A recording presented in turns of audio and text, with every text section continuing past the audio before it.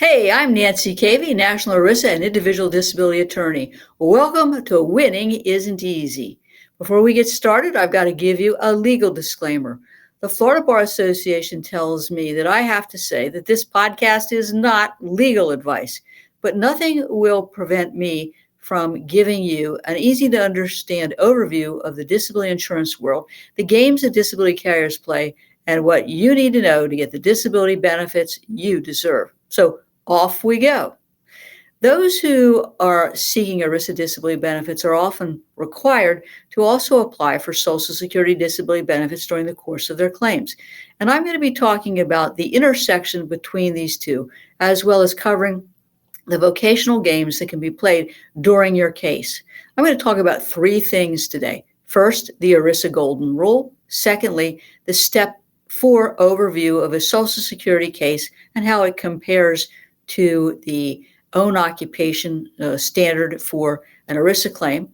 And at our third segment, I'm going to talk about the Step 5 overview of a Social Security claim and how that compares to the any occupation standard in an ERISA disability claim. Got it? Let's take a break before we get started.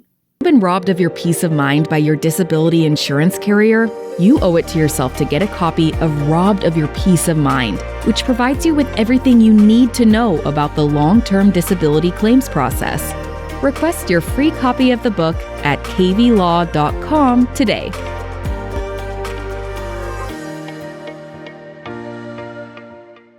Welcome back to Winning Isn't Easy.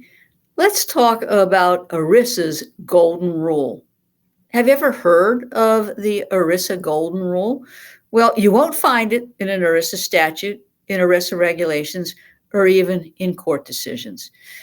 The ERISA Golden Rule is not the Golden Rule that we learned when we were growing up. ERISA disability carriers or plans collect the policyholder or plan beneficiary's premium, the gold.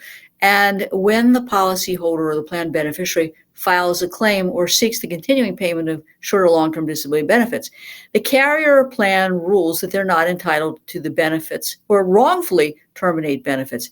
Then, of course, they demand repayment of any Social Security disability benefits that the policyholder or plan beneficiary or their dependents got, which created an overpayment. So they're asking not for the Social Security benefits to be repaid, but rather for the overpayment to be repaid. Now, I have to tell you, Social Security has a similar golden rule. What do I mean by that? Well, to be insured for Social Security disability purposes, generally you have to contribute to the Social Security system by working 20 out of the last 40 quarters. So there's money coming out of your paycheck so that you become insured for Social Security disability purposes. Far too often, the Social Security Administration will deny a valid Social Security claim for all sorts of reasons, ruling that notwithstanding the person's contribution to the Social Security system, that they're not entitled to their benefits. Sound familiar? Let's start by talking about own occupation denials or terminations. One of the primary tools that disability carriers use is vocational in nature. In ruling that a policyholder or plan beneficiary can perform their own occupation, the carrier or the plan will use their in-house liar-for-hire peer-review doctor who will comment on your restrictions and limitations, notwithstanding what your doctor had to say. And then they will have their in-house captive vocational evaluator look at the file. I find they make a number of mistakes, which can lead to a denial or termination. First, they'll misinterpret your work history based on the jobs that you listed on your work history form that you completed when you applied for benefits. And so they will misinterpret your work history to arrive at the wrong occupation. Why is that important? Because in the ERISA world, you didn't insure your job, you insured your occupation.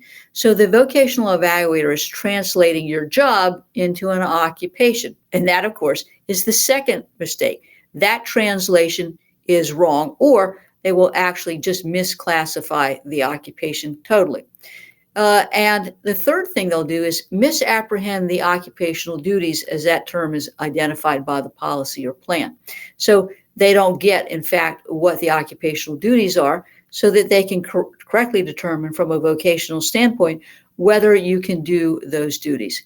And then, of course, they will use the carrier's peer review in-house providers about your restrictions and limitations in determining whether or not you can perform your own occupation. They will commonly ignore what your physician has to say. They will also fail to consider non-exertional impairments, such as issues with bilateral manual dexterity, the need to take breaks, being off pace, the need to change positions. And they will fail to consider non-exertional impairments that can erode the ability to perform occupational duties. So that might be, for example, some psychological issues. That's got a whole set of problems with it. But non-exertional restrictions and limitations can also involve psychological or even cognitive issues. Now, any one of these or a combination of these reasons are used to justify a claims denial or termination. And in my view, they should be vigorously attacked in an appeal letter and in litigation. So let's take a deeper dive into own occupation claims, denials, and terminations. So in preparing a claim for benefits, filing an appeal of a wrongfully denied or terminated benefits, or filing suit, I want to remind my client, as I've said, that they've insured their occupation and not a job. The two most important terms in that disability policy or plan are the definition of disability and the definition of own occupation. And remember, you have the burden to prove that you meet the applicable definitions. Now, sometimes there is no uniform definition in the policy or plan. The short-term disability may say one thing, the long-term disability policy or plan may say something else. And by the way, if you have a life waiver of premium, it may have a different definition of these terms. So you got to know what is the benefit in dispute, and you got to make sure you've got the right plan documents, the summary plan description and the actual policy or plan, because you're looking for the definition. I typically will review the policy or plan and write down the definition of these two terms because they're going to frame the claim. They're going to frame the medical analysis. They're going to frame the vocational analysis.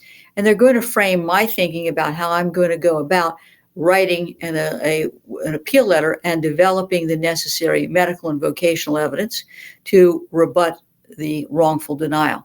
Now, we're going to go into this in greater detail in a later episode, but I want you to keep that in mind. Let's transition a moment to any occupation denials or terminations. But before they do that, I want you to think about how the definition is going to change. And what do I mean? Many disability policies or plans start out with an own occupation definition, and at some point in time, normally 2 years, could be short as 1 year, as long as 3 years, that the definition will change from an inability to do your own occupation to an inability to do any occupation. Now, if you're fortunate to have any occupation policy, which are very expensive, that will be the definition of disability through the life of the claim.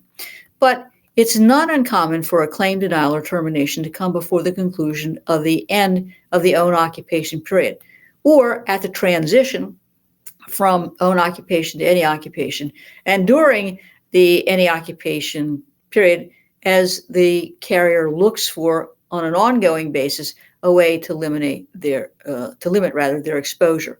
Now, if benefits are terminated before the transition from own to any occupation, you obviously want to appeal the wrongful denial of the balance of the own occupation period, and you want to pursue an any occupation claim. So let's rewind this a little bit. One of the primary tools the carriers use in denying or terminating benefits at the any occupation stage is vocational in nature.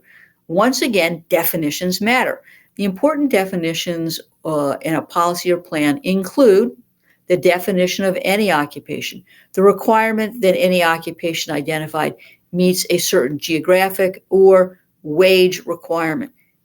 What does your policy or plan say? Because this is going to frame your appeal. Now, in ruling that a policyholder or plan beneficiary can perform any occupation, they are going to use, once again, their in-house liar-for-hire medical reviewers and their captive vocational evaluators. They will have their medical people determine that you can work at a sedentary level, notwithstanding what your doctor has to say.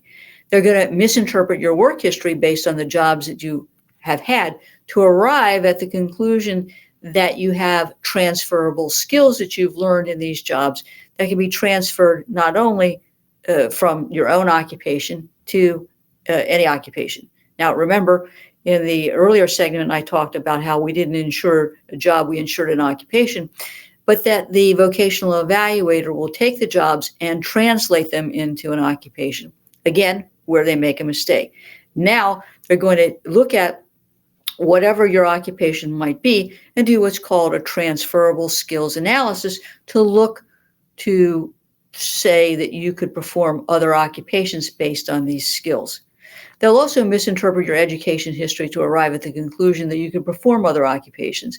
They are going to misapply the policy or plan definition of other occupation based on policy terms. It might be any occupation is performed in the national economy or in the local economy. So they'll get the geography wrong of the any occupation, and as part of that, get the transferable skills analysis wrong. So they will perform an improper transferable skills analysis and then improperly apply it.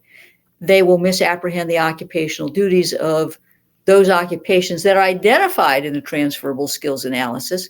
They'll fail to consider the impact of non-exertional impairments on your ability to perform sedentary occupations, and they'll fail to consider whether there are non-exertional issues that erode the occupational base to less than sedentary. So an example, the need to alternate sitting and standing, the problem with frequent breaks, the problem with being on pace, problems with bilateral manual dexterity. Those are the kinds of non-exertional impairments that can impact and erode the ability to do sedentary work, a seated position, to less than sedentary. They will also fail to perform a proper labor market survey because many times the policies require that jobs be identified, that these jobs exist in significant numbers, and that they pay a certain wage. Now, not all policy or plan does, but if that's in your policy or plan, expect a game to be played there. You can see that any one or a combination of these reasons will be used by a carrier to justify claims denial or termination, and once again, should be vigorously attacked in the appeal process and in litigation. So again, you can do a mental checklist, or you can look at that denial letter and sort of just tick off the mistakes that the disability carrier or plan has made. Now, these issues also arise in the context of Social Security disability cases. And here's part of the intersection. The Social Security statute, regulations, and program operation systems, manual systems known as the POMs, and case law can be used to successfully attack the disability carrier or the plan's wrongful denial or termination. So I actually will turn these Social Security rules and regulations on their heads sometimes, or shove them back in the face of the carrier or the plan in preparing and filing not only our disability claim, but also in perfecting that Social Security claim that the carrier wants the claimant to do. So because I do both Social Security and ERISA, I am always using what I'm doing in my Social Security case in the context of my long-term disability case. And sometimes it goes the other way. Particularly if, for example, in the long-term disability claim, I have gotten a functional capacity evaluation or maybe an IME or a report from a doctor. Since you probably don't have a background in Social Security, in later videos, I'm going to be giving a background of that and explain how some of the things that we do in the Social Security claims process can be used in an ERISA claim. And even if you don't have a Social Security claim, for certain reasons, like you may not be insured, we can still use these basic principles, regulations, and case law to our advantage. Let's next talk about the Social Security 5-step sequential evaluation test. This is important because, again, we're going to be talking about the intersection between LTD and Social Security. I think it's helpful to understand what it is you need to prove in a Social Security case because it's going to sound familiar with one significant difference. The Social Security Administration uses a 5-step sequential evaluation test at every stage of a claim, and it's used at the initial application stage, the request for reconsideration stage, and the hearing stage. The first question they ask is, have you been out of work for a year? Do you have a medical condition that would last at least a year? Number 2, is your medical condition temporary or permanent in nature? Number 3, do you meet a listing of impairments? And none of that really applies in the context of ERISA. It's really here at steps 4 and 5 that you're going to listen to and be amazed at the similarities.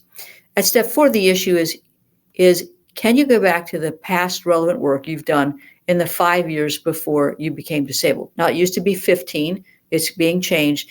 In the context of an ERISA case, they're going to look back to probably the day you graduated from high school to see what your work history is.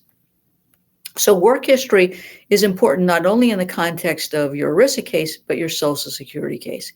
Now, at step 5, the issue is, can you do other work in the mythical, hypothetical, not real world national economy? Sound familiar? In view of your age, education restrictions, and transferable skills. The big difference here is age. ERISA policies and plans rarely, if ever, consider age. So we've established a rather lengthy background for you. Hopefully you've got some fundamental understanding before we move on to more about the intersection between Social Security disability and ERISA disability benefits. Got it?